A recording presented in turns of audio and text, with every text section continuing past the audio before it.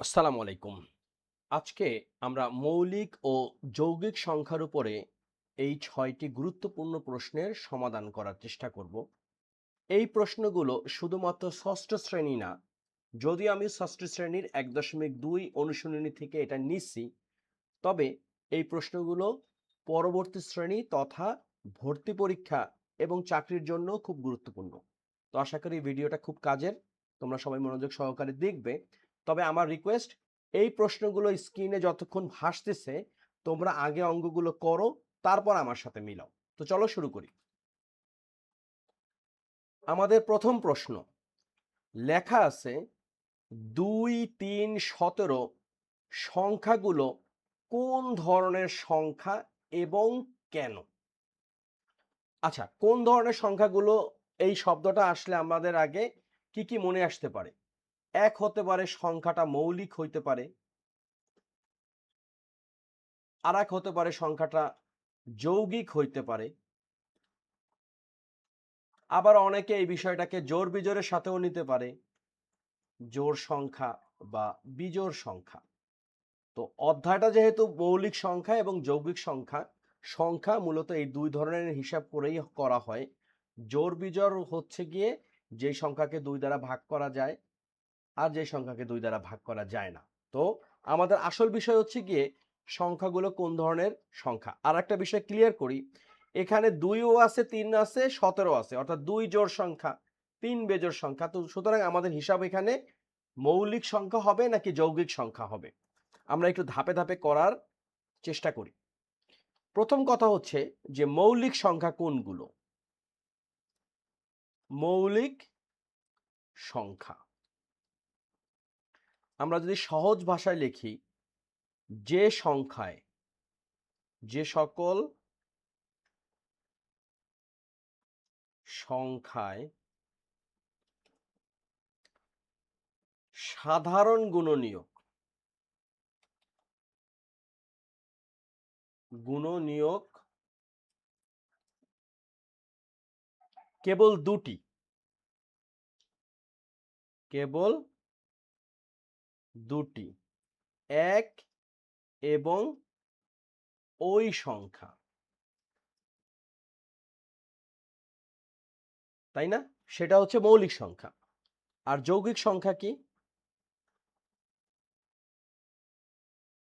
এখানে একটু বলে রাখি, সাধারণ গুণনীয়ক বলতে হচ্ছে সোজা কথা হচ্ছে যে সংখ্যাকে শুধুমাত্র দুটি সংখ্যা দ্বারা ভাগ করা যায়, সেটাই হচ্ছে গিয়ে মৌলিক সংখ্যা।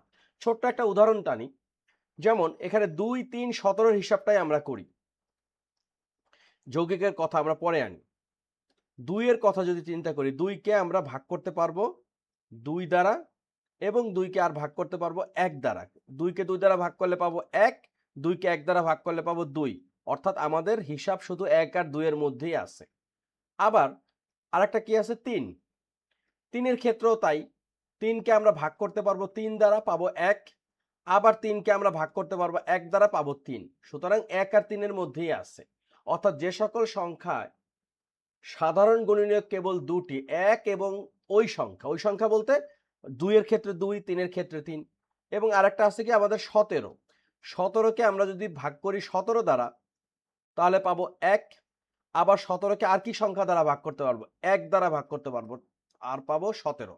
এখন দেখো, এই ২ কে কিন্তু আমরা অন্য কোনো সংখ্যা দ্বারা ভাগ করতে পারবো না। ৩ কে কিন্তু অন্য সংখ্যা দ্বারা ভাগ করতে পারবো না। ১৭ কে অন্য কোনো সংখ্যা দ্বারা ভাগ করতে পারবো না। এখন কথা যদি এরকম হইতো ২৭, তাহলে কি করতাম আমরা? ২৭ কে আমরা ২৭ দ্বারা ভাগ করতে পাবো, পাবো হচ্ছে ১। ২৭ কে আমরা ৩ দ্বারা ভাগ করতে পাবো, পাবো হচ্ছে ৯। ২৭ কে আমরা ৯ দ্বারা ভাগ করতে পাবো, পাবো হচ্ছে ৩। ২৭ কে আমরা ১ দ্বারা ভাগ করতে পারবো, পাবো হচ্ছে ২৭। সুতরাং এতগুলো যখন পাবো, শুধু যদি ২ টা হইতো তাহলে হয়তো মৌলিক। যখন ২ এর অধিক হবে তখন সেটা হয়ে যাবে যৌগিক। সুতরাং যৌগিক সংজ্ঞার সংখ্যাটাও আমরা লিখি, যে সকল সংখ্যা ২ এর অধিক সংখ্যা গুণনীয়ক হলে ওই সংখ্যাকে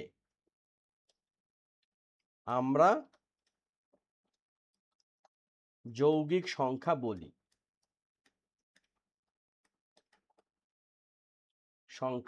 বলি। এখন 2, 3 এবং 17 ক্ষেত্রে আমরা কি ডিসিশন পাচ্ছি? আমরা পাচ্ছি যে আমরা একটু লিখি না, যে এখানে আমরা হচ্ছে 2, 3, 17 এর গুণনীয়ক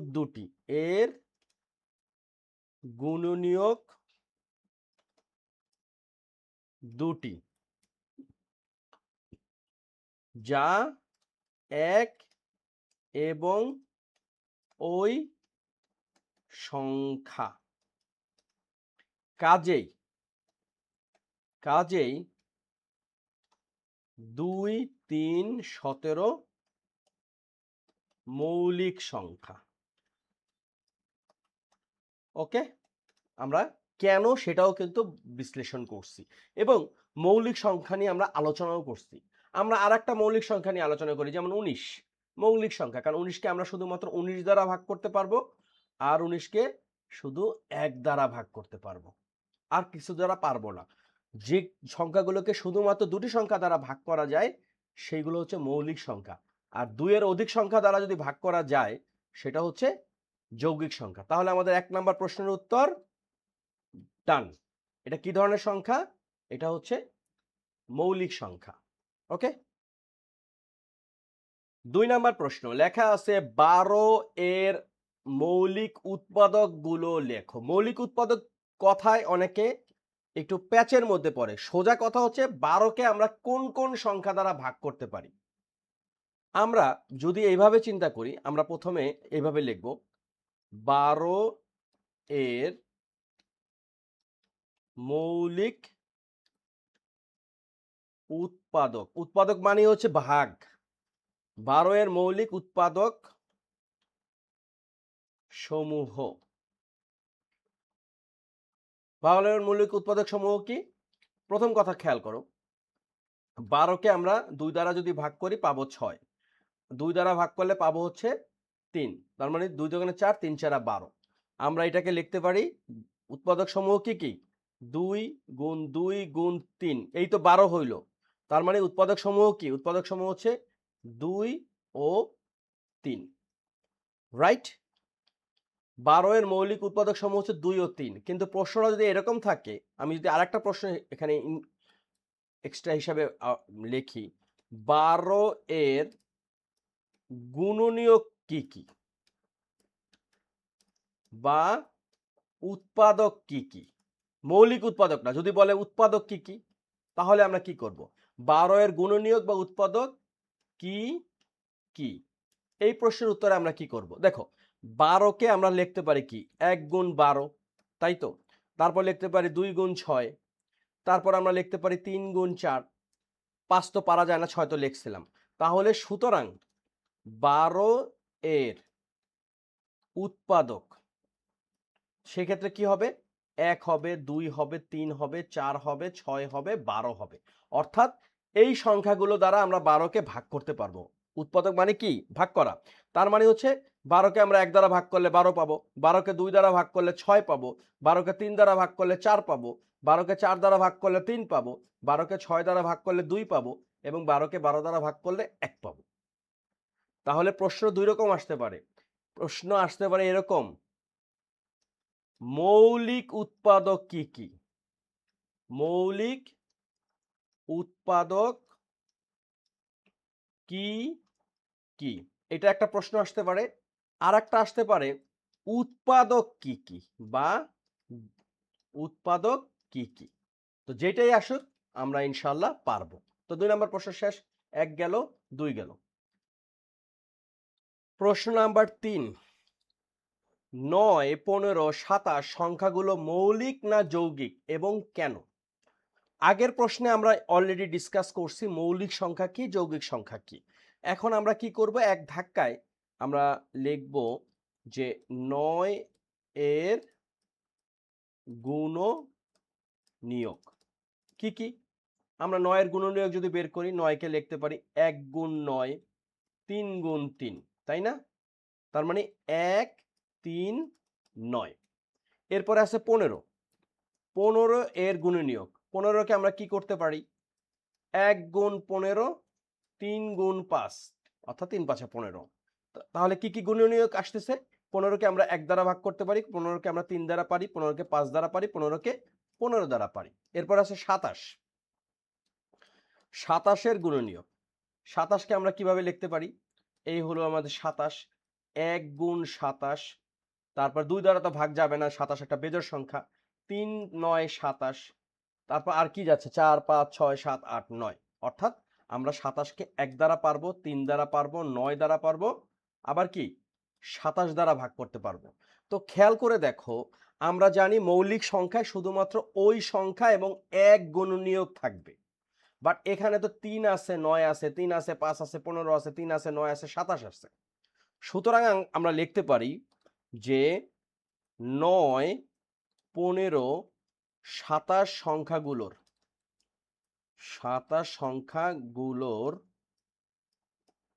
কি আছে? এক ছাড়াও কি আছে? এক ছাড়াও 2 এর অধিক। 2 হলে শুধু 2টা পর্যন্ত থাকলেও কিন্তু মৌলিক, 2 এর অধিক গুণনীয়ক রয়েছে।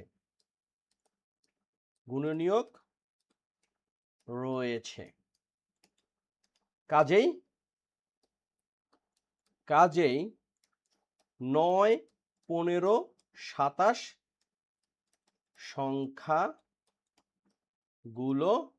কি যৌগিক। হয়ে গেল আমাদের 3 নম্বর প্রশ্ন। 1 2 3 শেষ। 4 নম্বর প্রশ্ন, এই প্রশ্নটা আমার দৃষ্টিতে অন্যতম গুরুত্বপূর্ণ একটি প্রশ্ন এবং এটা একটা মজার প্রশ্ন। প্রশ্নটা হচ্ছে, এক সংখ্যাটি মৌলিকও না যৌগিকও না কেন? আমরা অনেকে ভুল করি, আমাদেরকে যখন বলে যে 1 থেকে 10 এর মধ্যে মৌলিক সংখ্যাগুলো কি কি, আমরা শুরুতেই লিখি 1 2, তারপর 3 5 7। এটা কিন্তু লিখলে 0 পাবো, কারণ 1 মৌলিক সংখ্যা না, 1 তো যৌগিক সংখ্যাও না। তাহলে 1 কি সংখ্যা? এটার একটা বর্ণনা আমি লিখে রাখছি, আমরা এটা একটু দেখি। লক্ষ্য করি, এখানে লেখা আছে এক সংখ্যাটির গুণনীয়ক 1 হওয়ায়। আমরা জানি যে মৌলিক সংখ্যায়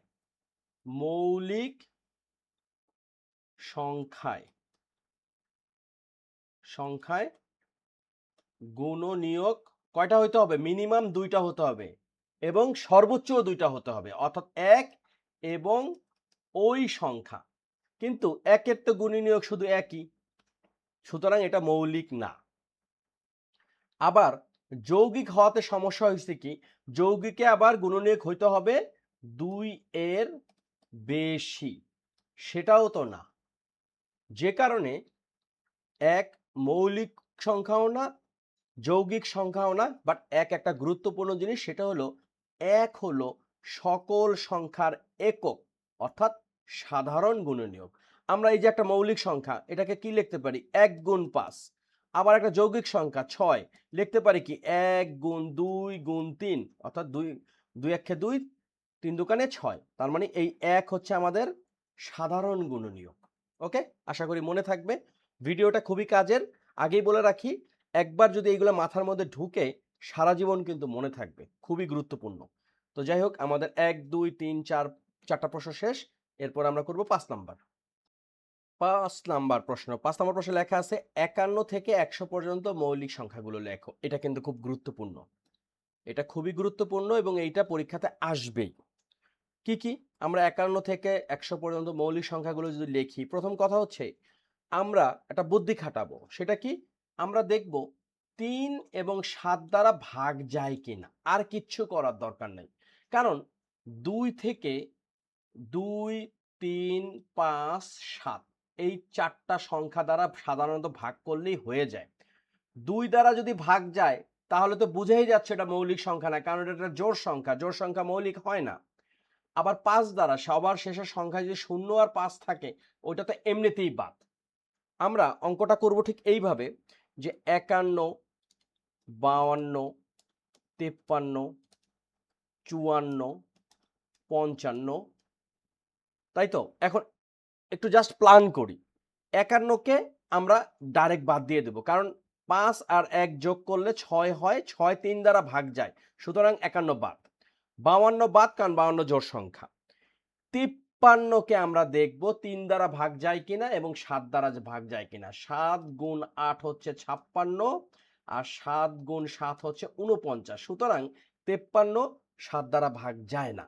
আবার 53 5 আর 3 যোগ করলে 8 হয়, 8 কিন্তু 3 দ্বারা ভাগ যায় না, তার মানে আমাদের 51 52 প্রথম যেটা আসলো সেটা হলো 53, এটা একটা মৌলিক সংখ্যা। 54 এমনিতেই বাদ, কারণ এটা একটা জোড় সংখ্যা। 55 বাদ, কারণ সবার শেষে 5 আছে, সবার শেষে 5 বা 0 থাকা মানে কি ওই সংখ্যাকে আমরা 5 দ্বারা ভাগ করতে পারবো। এখন আমরা সিরিয়ালে আগাই। 56 নিব না, কারণ 56 জোড় সংখ্যা। 57 নিব না, এই যে দেখো 57, কেন? কারণ 5 যোগ 7 হচ্ছে 12, 12 3 দ্বারা ভাগ যাবে, সুতরাং এই 57 3 দ্বারা ভাগ যাবে। তাহলে আমরা কত নিতে পারি? 58 বাদ, কারণ 58 জোড় সংখ্যা। 59 নিতে পারি, 59টা নিতে পারি, কারণ 59 5 আর 9 যোগ করলে হবে 14, সুতরাং 3 দ্বারা ভাগ যাবে না। আর 7 8 56, এটা হলো গিয়ে 59-এর সবচেয়ে কাছাকাছি, আর তারপর এটা 7 9 63, সুতরাং 59 7 দ্বারা ভাগ যাবে না। আগেই বলে রাখি, আমরা শুধু চেক করব 3 এবং 7 দ্বারা ভাগ যায় কিনা। ওকে, এখন আমরা সিরিয়ালে একটু লিখি। 59 একটা মৌলিক সংখ্যা, তারপরে হচ্ছে 61 মৌলিক সংখ্যা, 60 তো আর মৌলিক সংখ্যা না। তারপরে 62, 63, 64, 65, 66, 67 মৌলিক সংখ্যা। 68 জোড় সংখ্যা বাদ, 69 3 দ্বারা ভাগ যাবে বাদ, 70 তো বাদ কারণ শেষে 0 আছে। 71 একটা মৌলিক সংখ্যা, এরপর 73 একটা মৌলিক সংখ্যা, 74 বাদ, 75 বাদ, 76 বাদ, 77 তো বাদ, 7 11 77, 78 জোড় সংখ্যা বাদ, 79 একটা মৌলিক সংখ্যা। এরপরে 80 বাদ, 81, 81 8 আর 1 9, তার মানে 3 দ্বারা ভাগ যাবে। 82 জোড় সংখ্যা বাদ, 83 একটা মৌলিক সংখ্যা। 84 বাদ, 85 বাদ, 86 বাদ, 87। 87 কে চিন্তা করো, 87 এটা কি হয়? 8 যোগ 7 মানে হলো 15, তার মানে 3 দ্বারা ভাগ যাবে, তাই 87ও 3 দ্বারা ভাগ যাবে। 87 বাদ। 88 89 একটা মৌলিক সংখ্যা। 90 বাদ, 91, অনেকে 91 এর মৌলিক সংখ্যার মধ্যে ফেলে এটা ভুল করে। 91 কে আমরা যদি 7 দ্বারা ভাগ করি, 7 13 হচ্ছে 91। ওই যে বললাম শুধু 7 দ্বারা ভাগ করলেই আর 3 দ্বারা ভাগ করলেই আমরা পাবো। সুতরাং 89 পাইলাম, 89 সরি 91 গেল, 92 93 94 95 96 97 হচ্ছে একটা মৌলিক সংখ্যা। তাহলে এই হচ্ছে আমাদের মৌলিক সংখ্যার লিস্ট। খুব সহজেই আমরা করে ফেললাম। আবারও বলি, শুধুমাত্র চেক করব, শুধু চেক করব 3 ও 7, আর কিচ্ছু করার দরকার নেই। 100 পর্যন্ত 3 আর 7 চেক করলেই আমরা মৌলিক সংখ্যা বের করতে পারবো। তাহলে 5টা অঙ্ক হয়ে গেল। 6 নম্বর প্রশ্ন, 2 অঙ্ক বিশিষ্ট ক্ষুদ্রতম ও বৃহত্তম মৌলিক সংখ্যার পার্থক্য লেখো। 2 অঙ্ক বিশিষ্ট ক্ষুদ্রতম মৌলিক সংখ্যা কোনটা? এটা একটা ইন্টারেস্টিং প্রশ্ন। ক্ষুদ্রতম মানে সবচেয়ে ছোট। তাহলে আমরা লিখতে পারি 6 নম্বর প্রশ্ন, 2 অঙ্ক বিশিষ্ট, 2 অঙ্ক বিশিষ্ট ক্ষুদ্রতম মৌলিক সংখ্যা, মৌলিক সংখ্যা সেটা কত? 2 অঙ্ক বলতে শুরু কত থেকে? 10 দ্বারা শুরু, 10 তো যৌগিক সংখ্যা, তার মানে ক্ষুদ্রতম মৌলিক সংখ্যা হচ্ছে 11। এরপরে কি আছে? বৃহত্তম সংখ্যা, বৃহত্তম মৌলিক সংখ্যা 2 অঙ্ক বিশিষ্ট, তাই না? কোনটা? 99 হবে না, এটা হবে কত? 97, তাই তো? তাহলে আমরা লিখতে পারি পার্থক্য। সুতরাং পার্থক্য 97 বিয়োগ 11 কত আসতেছে? 7-এর থেকে 1 বাদ দিলে 6, 9-এর থেকে 1 বাদ দিলে 8, এটা হচ্ছে 86।